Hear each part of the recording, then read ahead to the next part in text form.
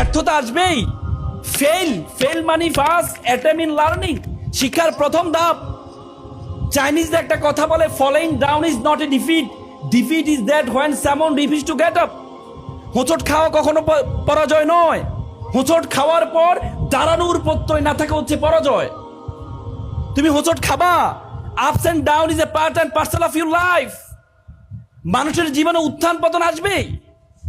তোমরা জানো আমরা দুনিয়াতে কেন আসছি? আমরা কিন্তু জান্নাতে ছিলাম, আমাদের পূর্বপুরুষ আদম আলাইহিস সালাম কিন্তু জান্নাতে ছিল। শুধুমাত্র একটা ভুল করার কারণে আদম আলাইহিস সালামকে শাস্তি স্বরূপ পৃথিবীতে পাঠানো হয়েছে।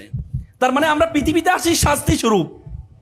তো শাস্তি স্বরূপ পৃথিবীতে এসে তুমি মনে করবা সবকিছু তোমার বলে বেটে মিলে যাবে, বলে বেটে মিলে যাবে। আল্লাহ তাআলা বলেছেন লাকাদ খালাক, আল্লাহ তাআলা কোরআনে বলেছেন যে লাকাদ খালাকনাল ইনসানা ফিল কাবাদ, আমি মানুষকে দুঃখ কষ্টের মধ্যে কি করেছি? রেখেছি। তোমরা যখন দুঃখ দেখবা তখন দুঃখের পরে তোমার জন্য আনন্দ আছে, সে আনন্দটার জন্য তোমাকে অপেক্ষা করতে হবে, তোমাকে সেই জন্য অপেক্ষা করতে হবে। তোমরা জীবনটাকে এত মূল্যহীন ভাবলে হবে না। একবার একটা জলাশয়, একটা নদী, আবদ্ধ জলাশয়, একটা নদী গল্প করছে। তা আবদ্ধ জলাশয় বললো, দেখো তুমিও পানি ধারণ করো, আমিও পানি ধারণ করি, কিন্তু আমার মধ্যে মানুষ ময়লা ফেলে, আমার মধ্যে থাকে ব্যাঙ লাফঝাপ করে। আর তোমার নদী, তোমার মধ্যেও মানুষ ময়লা ফেলে, কিন্তু তোমার মধ্যে মাছ চাষ করে, মানুষ গোসল করে, কিন্তু আমার মধ্যে গোসলও করে না, মাছও চাষ হয় না, শুধু ব্যাঙ আওয়াজ করে। তখন নদী বলল, দেখো আমি কেন, মানুষ কেন আমাকে পছন্দ করে জানো?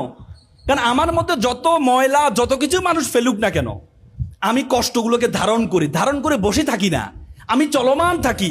সমুদ্রকে ধরার জন্য আমি চলমান থাকি। আমি যে চলমান থাকার কারণেই আমার মধ্যে মানুষ গোসল করে, মানুষ আমাকে পছন্দ করে।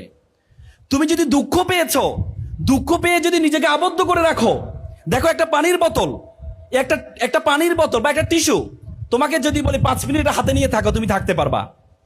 যদি তোমাকে বলে একদিন এটা হাতে নিয়ে থাকো, তুমি কি পারবা? পারবা? তখন এই টিস্যুটার চেয়ে তোমাকে ধরে রাখাটা তোমার জন্য কষ্টকর হয়ে যাবে। এই জন্য তুমি যখন দুঃখ ভিতরে রাখবা, তুমি যখন দুঃখ ভিতরে রাখবা, তখন এটাকে অনেক কঠিন আকার ধারণ করবে, অনেক কঠিন আকার ধারণ করবে। এই জন্য দুঃখকে রাখবা না।